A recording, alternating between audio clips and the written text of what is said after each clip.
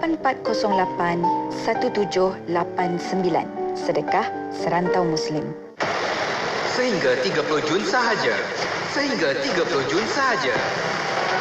Jom rebut peluang 8 minit slot temu bual secara percuma dalam tempoh terhad. Jana semula perniagaan anda dengan mengiklankan produk atau perkhidmatan kepada lebih 1.561 juta pendengar Radio IKIM. Tempah pakej iklan khas Aidiladha di Radio IKIM hari ini. Hubungi unit pemasaran IKIM di talian 012-686-9236 atau 017-345-2564. Tarikh tutup permohonan iklan adalah pada 16 hari bulan setiap bulan. Dapatkan koleksi buku Tafhim IKIM, Journal of Islam and the Contemporary World. Buku ini membincangkan perkara-perkara mengenai Islam dan isu-isu kontemporari yang berkaitan dengan Islam, baik antarabangsa dan tempatan dalam kerangka yang diunjurkan oleh pandangan dunia Islam. Dapatkan Tafhim IKIM yang bertaraf antarabangsa dengan harga promosi sekarang. Dapatkan di www.ikimniaga.my dan Shopee. Hubungi 03-6204-6388 atau 389 untuk maklumat lanjut.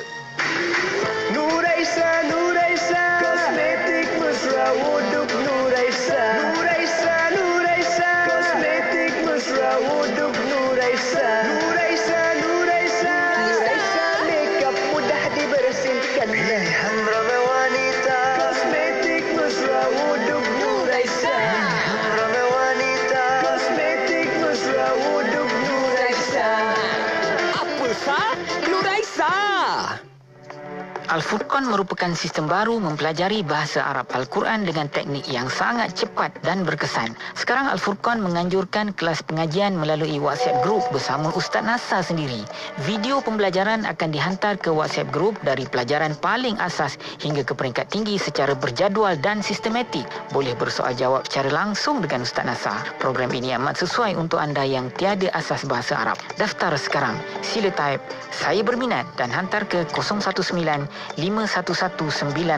Penyertaan adalah terhad. Jadikan rasa cinta Raihana, Raihana, Raihana, Raihana, amat makan nasional. Raihana, Raihana, rasa cinta sebenar. Raihana, Raihana, amat makan nasional. Raihana, Raihana, semestinya Raihana. Assalamualaikum warahmatullahi wabarakatuh. Saya Saksi bin Baharim. Jom dapatkan produk Raihana dengan ejen dan stokis berhampiran anda atau layari www.raihanamadu.com. Cetuskan rasa cinta Raihana di hatiku. Hai, seronoknya tengok semua orang ada rumah idaman masing-masing. Tapi itulah, nak bina rumah ni bukannya mudah. Nak cari kontraktor yang boleh dipercayai, nak cari kontraktor yang menawarkan desain-desain menarik, dan yang paling penting, yang boleh bagi kita harga yang berpatutan. Kejap, Banglo IBS kan ada? Betul tu. Banglo IBS kini menawarkan pembinaan rumah mampu milik menggunakan teknologi IBS yang pastinya indah, berbaloi dan selesa. Kini kami melancarkan promosi Hari Raya 2021 bermula 4 April 2021 sehingga 11 Jun 2021 dengan menawarkan 5 reka bentuk yang pastinya menarik, iaitu Mawar, Imtiaz, Alamanda, Maliha dan Malo. Selain itu, pelanggan juga akan menerima tawaran percuma bernilai lebih RM25,000. Antaranya, lampu dan kipas, perjanjian pembinaan, set kabinet dapur melamin sepanjang 8 kaki, perlindungan takaful untuk rumah dan perabot selama 1 tahun, smart TV 40 inci, cornice ceiling untuk ruang tamu, ruang makan dan ruang keluarga, dan bayaran tempahan serendah RM200 sahaja. Jadi, tunggu apa lagi? Hubungi talian 011-1311-3404 atau 011-13107086. Anda juga boleh layari FB dan YouTube kami @Banglo IBS. Banglo IBS, indah, berbaloi dan selesa. Sabda Rasulullah sallallahu alaihi wasallam, sesiapa yang ada kemampuan dan dia tidak melakukan ibadah korban, maka janganlah ia dekati tempat solat Idul Adha kami ini. Dikala kita sedang mampu ketika ini, ayo laksanakan ibadah korban bersama Yayasan Ikhlas sebagai tanda syukur terhadap nikmat kesenangan yang Allah telah berikan. Daftar sekarang www.korbanikhlas.com. Inspirasi Inforia Islami tentunya hanya di Radio Institut Kefahaman Islam Malaysia. Alhamdulillah, waktu ini kita bersiaran bersama dengan sahabat pendengar menerusi perkongsian pertama kita, ada tahsinul ibadah. InsyaAllah untuk bersama dengan kita di hujung talian saat ini kita ada Ustaz Ahmad Lufi Muharram. Assalamualaikum Ustaz. Allah wabarakatuh. Alhamdulillah. Terima kasih banyak Ustaz kerana sudi untuk bersama sekali lagi sahabat pendengar Radio IKIM. Dan kali ini kita bawakan kepada sahabat pendengar untuk pengajian Matan Zubaid dalam bab pengagihan zakat. Kita sampai bait yang ke-461. InsyaAllah. Tapi cumanya awalan ini sebelum kita kepada kitab kita Ustaz, sedikit kata-kata awal daripada Ustaz untuk rakan pendengar kita. Silakan Ustaz. Assalamualaikum warahmatullahi wabarakatuh. Bismillahirrahmanirrahim. Alhamdulillahi rabbil alamin. Wa sallallahu ala sayyidina Muhammadin wa ala alihi wa sahbihi ajma'in. Wa la hawla wa la quwwata illa billahil aliyil azim.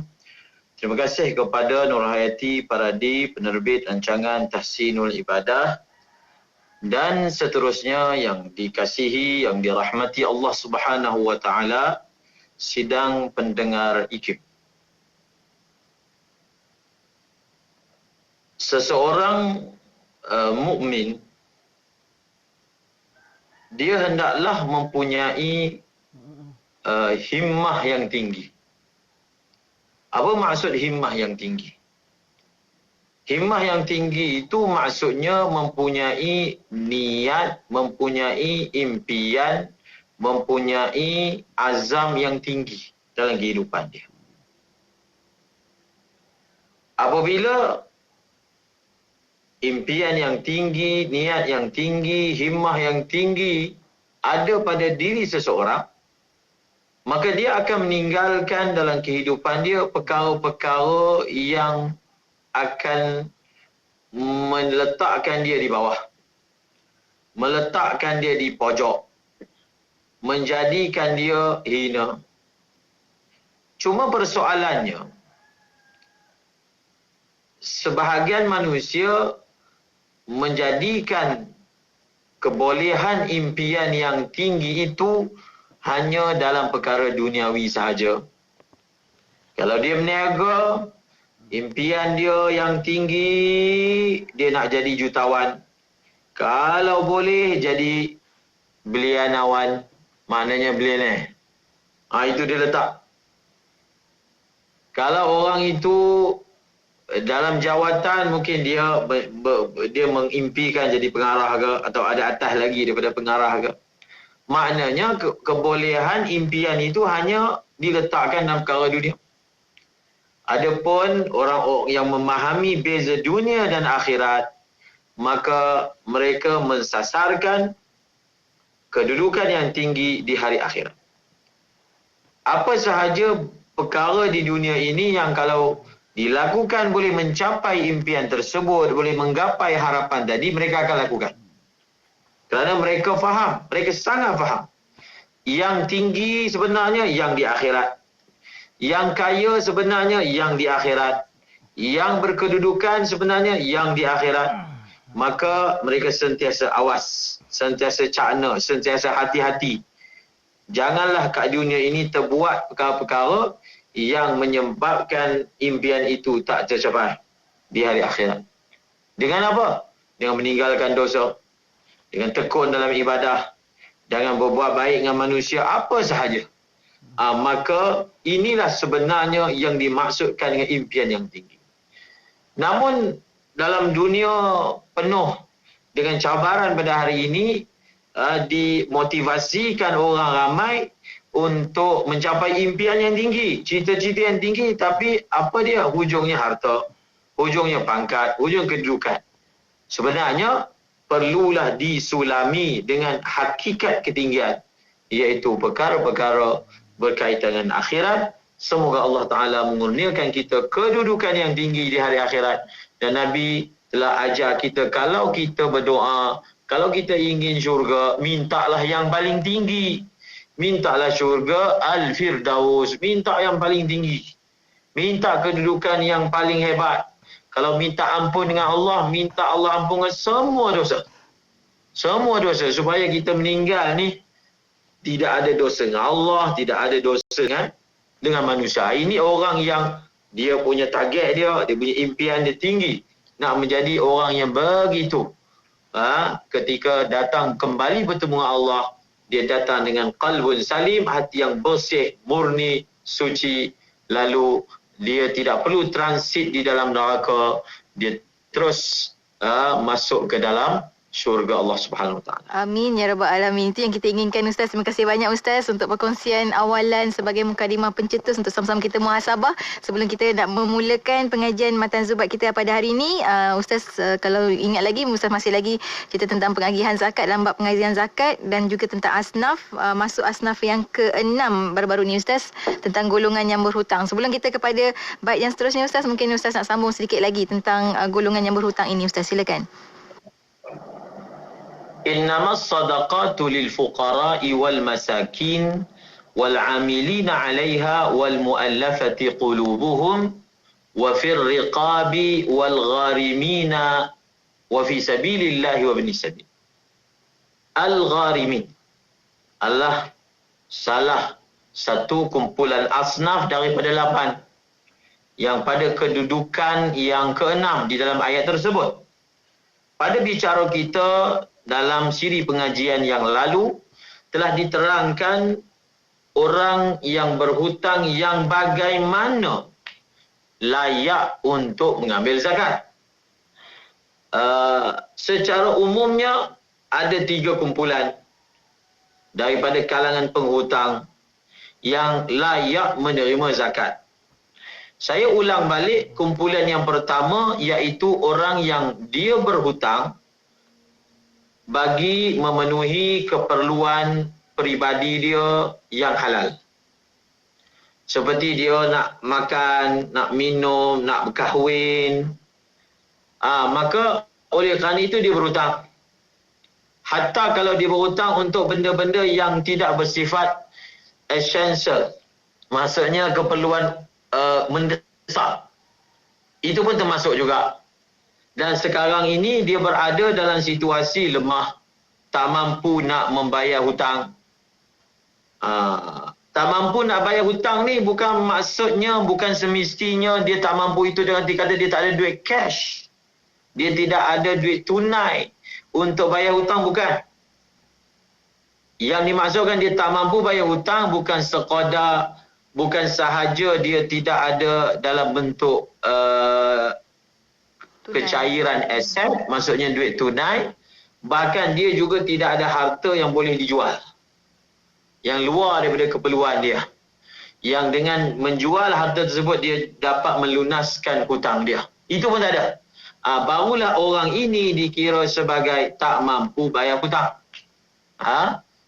Setelah dia cukup syarat ini, ataupun sempurna pada dia definisi ataupun perkataan tidak mampu tadi, maka barulah dia layak untuk mengambil zakat, membayar hutang tersebut.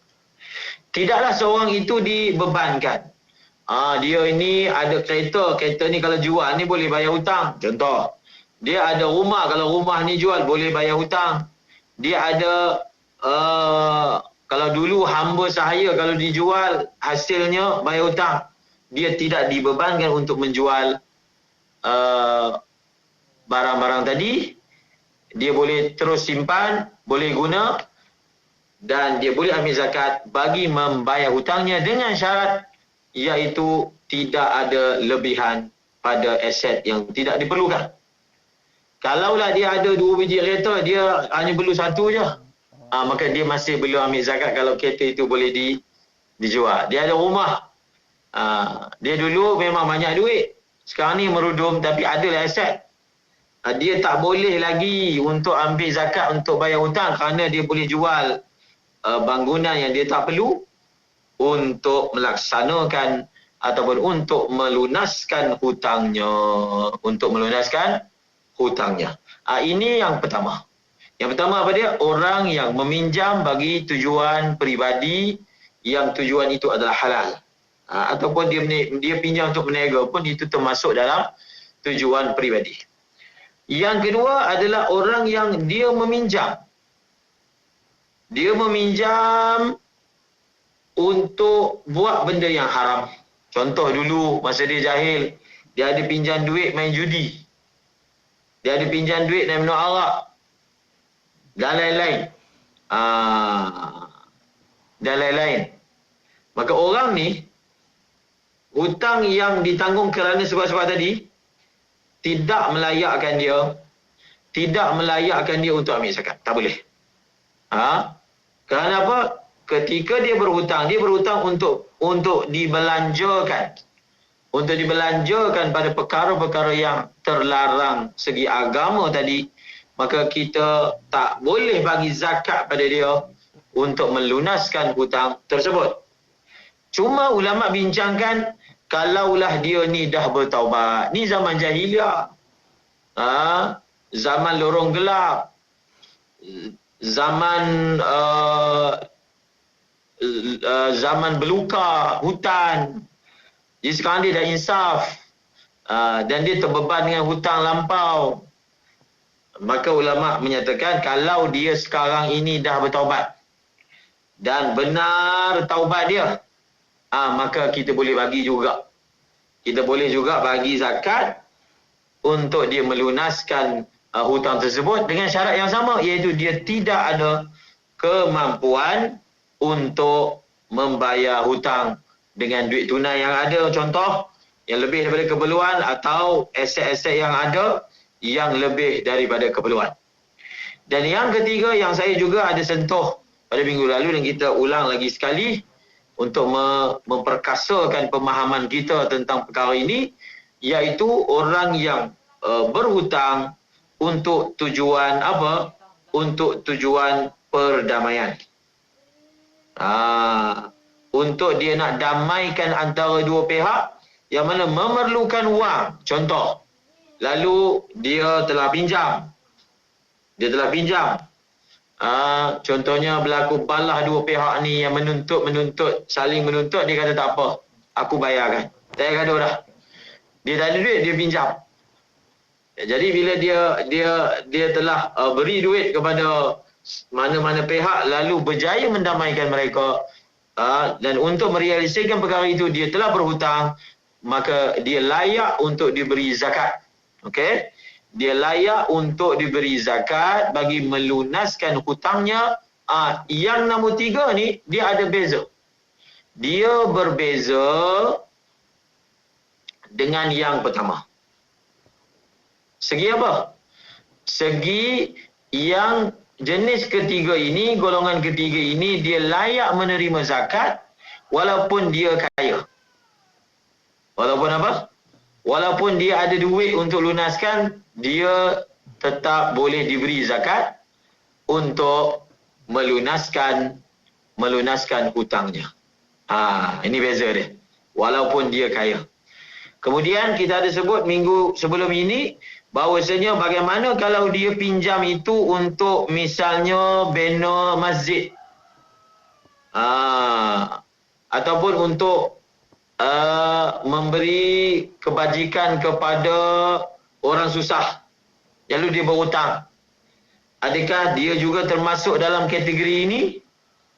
Ada perbezaan pandangan, tetapi pendapat yang muktamadnya, yang dipersetujui oleh Imam Nawawi dan juga Imam Rafi'i, bahawasanya ya, kalau dia meminjam untuk masjid, sebab masjid ni kemaslahatannya umum.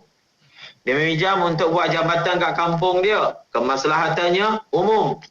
Maka dia layak untuk mengambil zakat, membayar hutang walaupun dia ada duit untuk melunaskannya, duit peribadi dia. Ini 3 golongan. Ada tambahan lagi permasalahan berkaitan dengan mengambil zakat kerana berhutang ini adalah orang yang dia ambil zakat bayar hutang, dia hanya boleh gunakan untuk bayar hutang. Tidak boleh dia gunakan untuk selain daripada itu. Tak boleh. Contoh, dia dah berhutang nak bayar hutang. Dia dah mengambil zakat nak bayar hutang. Bila dia sampai dekat pemihutang dia, diberitahu ada dah orang yang hati baik, budiman telah bayar hutang dia. Oh, dia kata alhamdulillah rezeki. Alhamdulillah lah rezeki. Lalu duit zakat yang dia ambil yang sepatutnya atas nama bayar hutang, dia nak guna untuk peribadi dia. Boleh tak? Tak boleh. Tak boleh.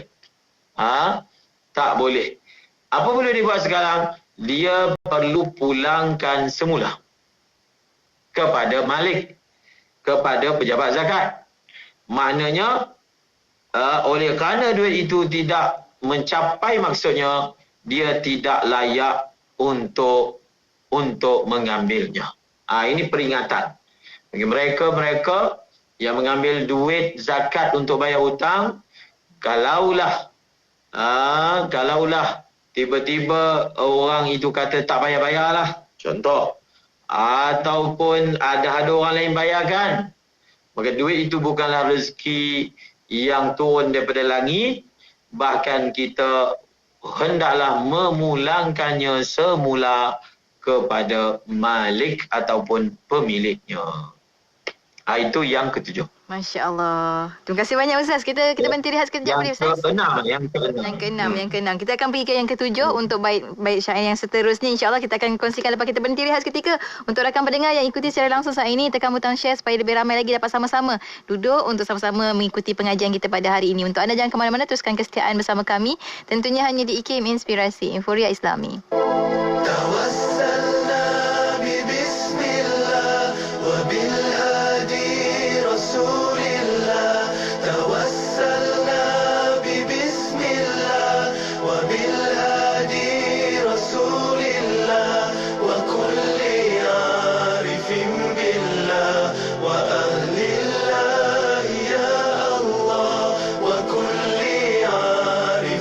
بالله وأهل الله يا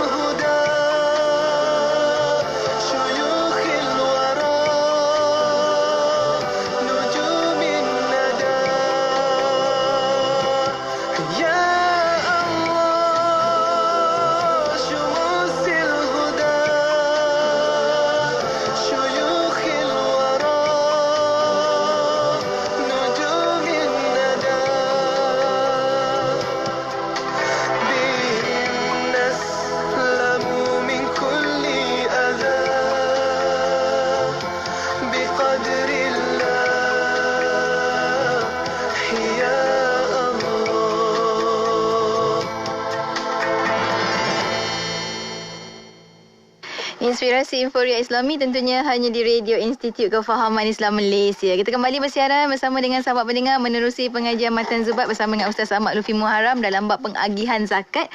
Kita masuk untuk bait seterusnya Ustaz, bait yang ke-461. Silakan Ustaz. Bismillahirrahmanirrahim. Qala al-musannifu rahimahullahu ta'ala wa fi sabilillahi ghazin ihtasab wa ibn as-sabili dhu iftiqarin ightarab.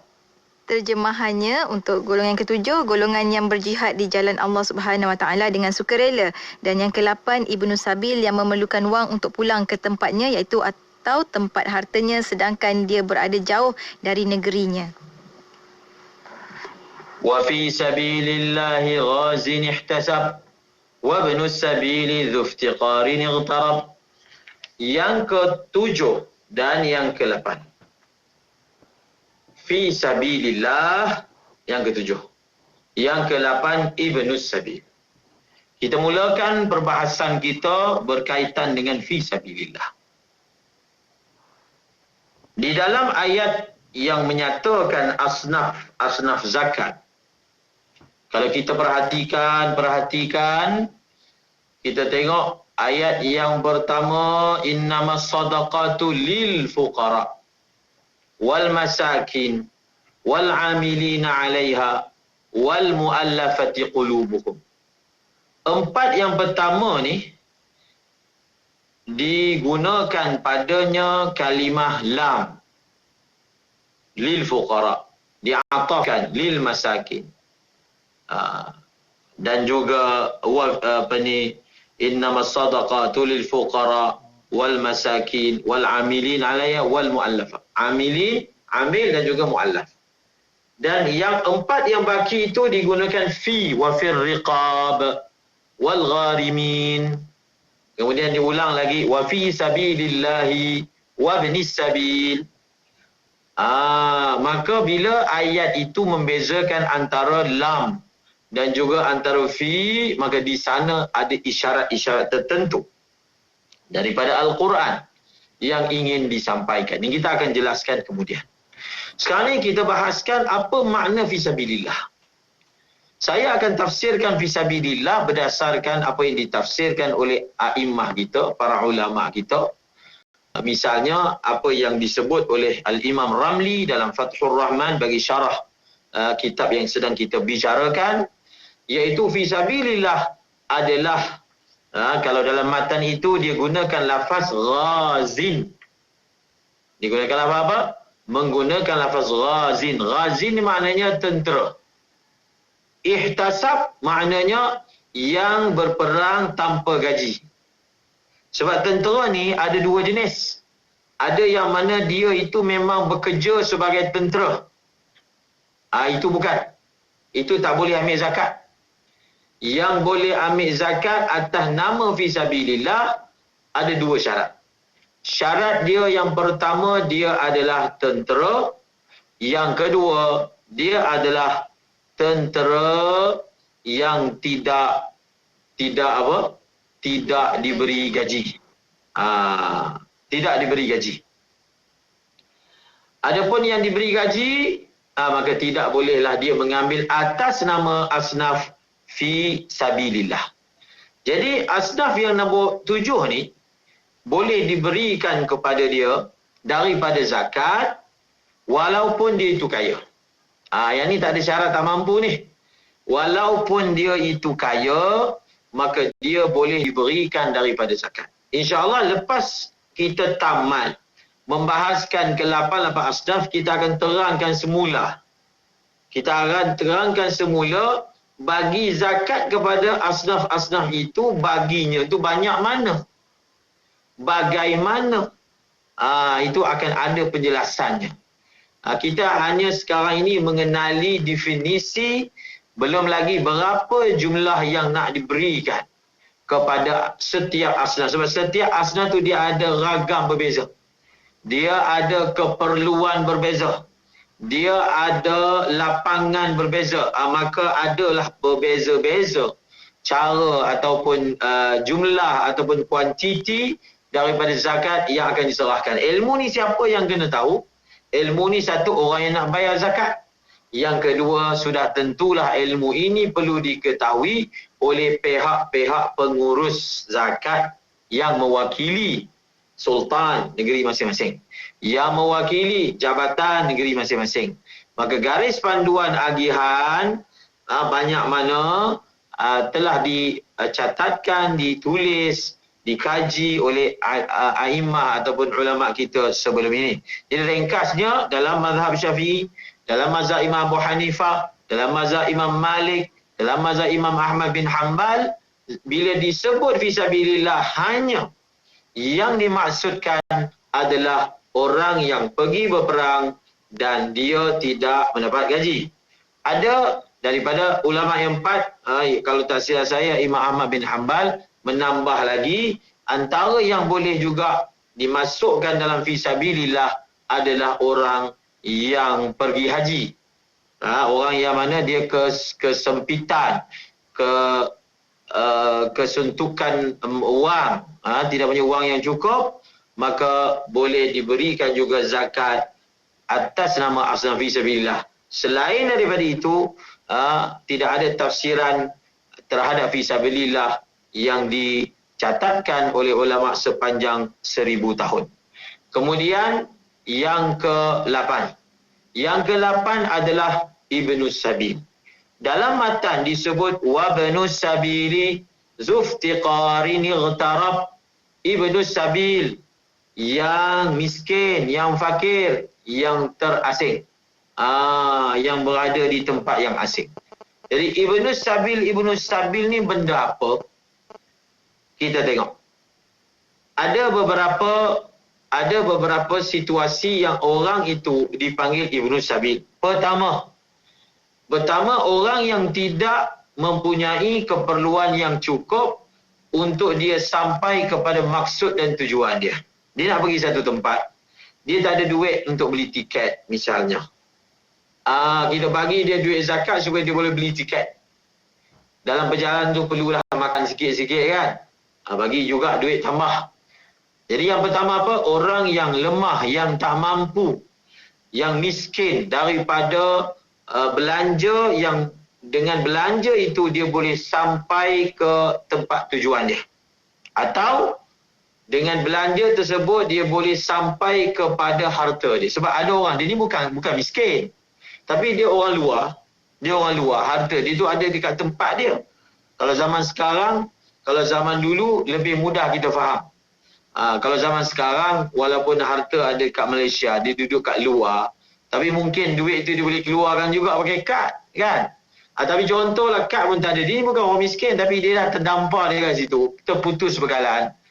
Segi duit tu ada, tapi sekarang tak ada. Maka dia perlukan satu belanja yang dia boleh pergi sampai ke tempat yang ada harta dia. Sama ada belanja itu untuk dia pergi ke destinasi dia, ataupun belanja itu dia pergi ke tempat letak harta dia, maka dia adalah Ibnu Sabil. Okey, itu situasi yang pertama. Yang kedua adalah orang asing yang melintasi bandar. Maknanya orang yang sedang bermusafir lah, mudah bahasanya. Dia sedang bermusafir dan dia terputus bekalan. Dia terputus bekalan. Macam contohnya di tempat kita mungkin ada Masya Allah pelarian ke, ataupun sesiapa yang mana terputus bekalan. Dia on the way ni, terputus bekalan. Ada orang buat backpacker ke, terputus bekalan contohnya. Maka kita boleh bagilah dia duit zakat bagi kelangsungan perjalanan dia, sehingga dia boleh sampai ke tempat yang dia boleh dapat bekalan semula. Maka itu juga dipanggil Ibnu Sabil. Ataupun orang asing yang ada kat tempat kita, yang mana dia nak bermusafir dan dia tidak cukup bekalan untuk musafir tersebut, maka dia juga boleh berbuat demikian. Musafir yang boleh diberikan ni, boleh diberikan daripada duit zakat ini adalah dengan syarat dia bukan musafir untuk buat benda yang maksiat. Dia bukan musafir nak buat benda maksiat. Kalau dia musafir contohnya, dia memang ni tak ada keperluan tapi dia nak musafir pergi umrah contohlah. Kan? Ada berapa bekalan yang tak cukup ni. Dia memang tak ada lah nak sempurnakan. Maka kita boleh bagi duit kat dia. Kita boleh bagi duit zakat pada dia. Dengan syarat apa? Syarat tu kena ingat betul-betul. Iaitu dia memang tidak mampu untuk menyempurnakan bayaran ataupun kos pemusafiran tersebut. Okey. Kita telah secara umumnya menyempurnakan bicara kita bagi definisi ataupun tarifan ataupun pengenalan ataupun tafsiran bagi asnaf yang 8. Pada pengajian kita yang seterusnya, kita akan bicarakan pula iaitu ada dua bekal. Pertama, perkara yang kita akan bicarakan ni, apa dia punya prosedur. Maksudnya cara-cara untuk kita serah tu. Prosesnya. Satu orang ini lebih kepada orang yang memegang pengurusan lah. Dia memegang pengurusan duit zakat. Orang amanahkan pada dia. Contoh. Datang orang dakwa, dia tu miskin. Datang orang tu dakwa, dia tu fakir. Dia ada hutang. Adakah kita perlukan tambahan bukti ataupun semata-mata dia bagi tahu dia miskin terus kita bagi daripada duit zakat tadi?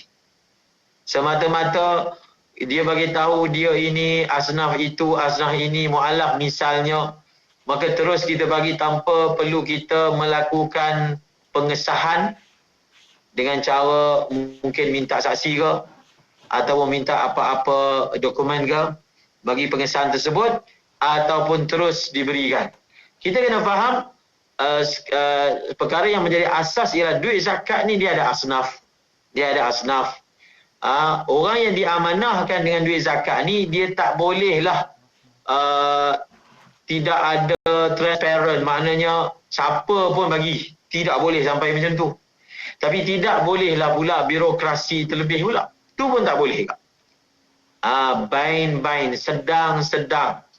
Yang wajarlah, yang munasabah. Terlalu longgar pun tidak. Terlalu ketat birokrasinya pun tidak. So kita buatlah sesuatu yang tidak orang memanipulasikan duit zakat itu untuk kepentingannya sedangkan dia bukan asnaf. Dan tidak pula birokrasi yang kita tetapkan itu menyebabkan sukar untuk memperoleh duit zakat. Maka kita buatlah sebarang prosedur yang munasabah. Maka itu pembahasan pertama. Kemudian pembahasan yang kedua adalah berapa banyak. Berapa banyak tu nak bagi kalau dia itu fakir ni nak bagi belanja banyak mana. Kalau dia Ibnu Sabil tu nak bagi banyak mana, sekadar duit tiket ke ataupun duit belanja makan tengah jalan ke atau tambah lagi dia nak pergi sana duduk 10 hari. Kita bagi pula untuk duduk 10 hari. Dia nak duduk sebulan, bagi duit belanja duduk sebulan ke?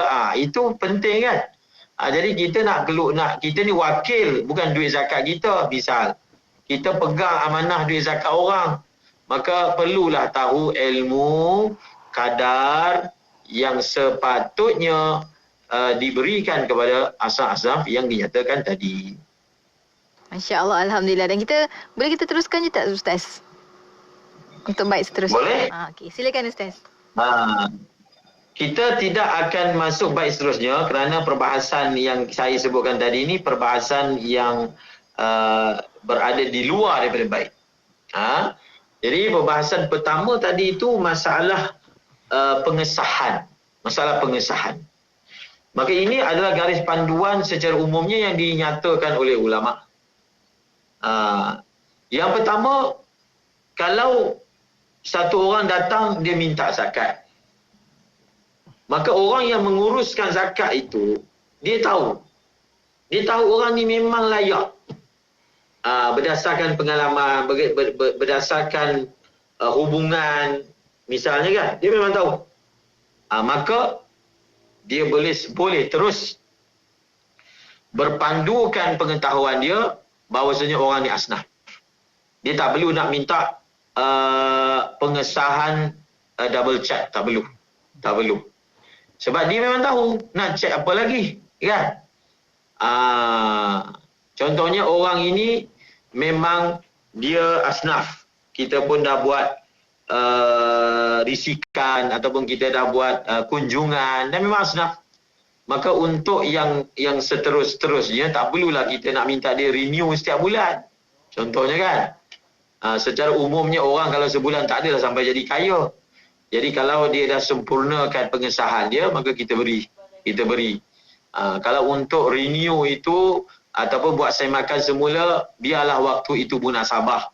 Tak mungkinlah dalam masa yang singkat orang yang memang kita sah-sah dia ni miskin dalam masa singkat boleh berlaku satu hari pun boleh, tapi kita bicara adalah keadaan secara umumnya. Okey, maka kalau memang mengenali orang tersebut sebagai asnaf, maka terus diberikan tanpa perlu apa-apa pengesahan. Yang kedua kita tak kenal dia datang, dia dakwa dia fakir, dia dakwa dia miskin, dia dakwa dia ni mu'allaf dan dia masih belum kuat lagi dengan agama Islam ni. Contoh. Maka bagaimana? Adakah kita perlu minta dia bagi sesuatu pengesahan yang menunjukkan dia miskin, kan? Apa cara nak serahkan orang tu miskin, kan? Ada surat ke? Surat ni menunjukkan saya miskin. Jadi kalau kaedah mudahnya, kalau orang tu dia dakwa dia miskin, maka kita benarkan je, tak perlu minta apa-apa pengesahan. Ini secara umumnya lah. Kalau cuma zaman sekarang ni, kalau sekadar minta isi borang yang ringkas, tidak mengapa. Tetapi kalau dibebankan, sedangkan ia itu adalah urgent, maka sebenarnya kita dalam konsep zakat ni sepatutnya yang bagi zakat tu kena pergi. Jangan tunggu orang yang perlu tu datang. Sebab bukan semua orang muka dia nipis untuk minta dengan orang lain. Bukan semua orang macam tu, kan? Jadi dalam bab zakat ni adalah sepatutnya kita cari orang ada harta ni, dia dah ada database. Database orang-orang yang perlu ni dah ada dah. Jangan kita menunggu sila panggung kemudian orang datang. Tidak. Itu pun ada, tapi kena ada, dan memang ada pun dalam kita punya pasukan zakat yang mana mereka ini adalah jentera yang digerakkan. Jadi maklumat database ni sepatutnya kena ada secara mewah. Dan memang telah dilaksanakan oleh sebahagian pejabat zakat, maknanya mengambil maklumat. So kita punya sekuad asnaf yang mana kita mungkin upah dia untuk mengenal pasti asnaf kampung ni. So bila duit zakat turun, dah siap dah. Maka lebih memuliakan orang miskin kalau kita beri kepada dia tanpa perlu dia menipiskan muka dia. Dan adalah perkara yang tidak sesuai secara umumnya. Kalau kita bagi, saya nak sebut secara umum, iaitu bila kita bagi sedekah, kita paparkan muka orang tu, kan? Kita buat video dia menangis. Sebenarnya perkara itu sangat tak sesuai. Sangat tak sesuai. Kerana ada orang yang walaupun dia miskin tapi dia ada maruah diri, dia dah sorok dia punya kesusahan dia. Perbuatan kita itu secara umumnya lah tidak bagus. Secara umum. Mungkin setengah keadaan okey, tapi secara umumnya itu bukan caranya, keutamaan dia. Kadang-kadang orang ni dia bagi kepada orang yang susah, dia suka tengok orang tu menangis, kepuasan untuk dia, kesan untuk dia, kan? Jadi itu pun sebenarnya tak bagus. Bahkan kalau kita bagi dalam keadaan dia mulia, itulah cara bagi sedekah yang lebih betul, lebih sepatutnya dipilih. Okey. Kemudian kalau orang ni, dia ini sebelum ini dikenali sebagai orang ada harta, tiba-tiba dia datang minta zakat. Yang ni kena ada pengesahan tambahan. Sebab sebelum ini dikenali sebagai orang yang ada harta. Kemudian tiba dia dakwa dia dah miskin. Maka di sini kita perlu pengesahan tambahan, iaitu perlukan saksi. saksi jenis orang ataupun apa-apalah dokumen tambahan yang mengesahkan dia sekarang ini, walaupun sebelum ini berharta, sekarang ini sudah tidak bersifat orang yang berharta.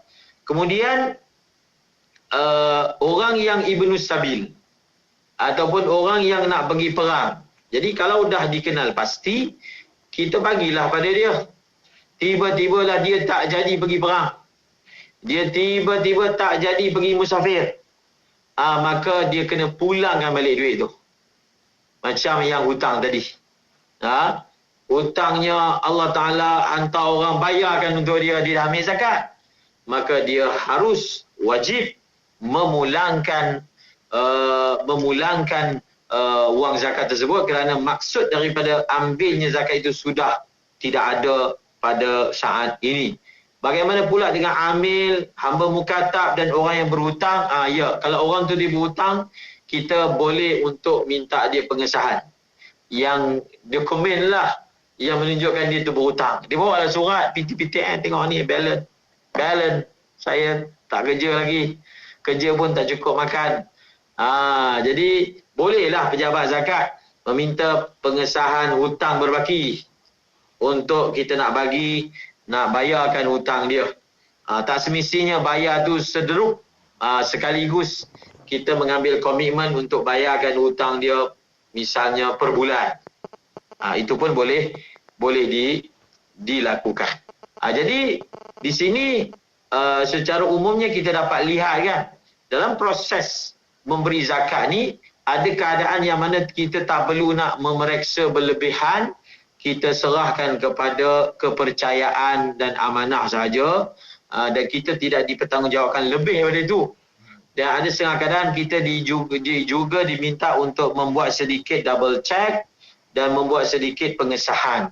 Maka selaraskanlah SOP pengurusannya, prosedurnya yang munasabah. Ya, seperti yang saya sebutkan tadi, maka mudah-mudahan dengannya dapatlah diuruskan zakat itu dengan lebih cemerlang, ditambah dengan kecemerlangan yang sedia ada. Semoga Allah Ta'ala menjadikan semua orang Islam mampu membayar zakat dan dapat mengurangkan beban yang dihadapi oleh sebahagian manusia. InsyaAllah, amin ya rabbal alamin. Ustaz, yang tadi yang kita sampai hujung-hujung dah Ustaz pertemuan kita pada hari ini Ustaz. InsyaAllah lain kelapan kita akan sambung untuk minggu yang seterusnya. Kita selepas minggu soal jawab kita akan sambung untuk bait yang seterusnya. Tapi hujungnya Ustaz, sedikit kata-kata akhir daripada Ustaz untuk rakan pendengar kita. Silakan Ustaz. Apabila Nabi Ibrahim menyiapkan Kaabah, disuruh untuk beliau memanggil manusia untuk datang mengerjakan haji. Dalam keadaan pada ketika itu hanyalah lembah dan lembah yang sunyi.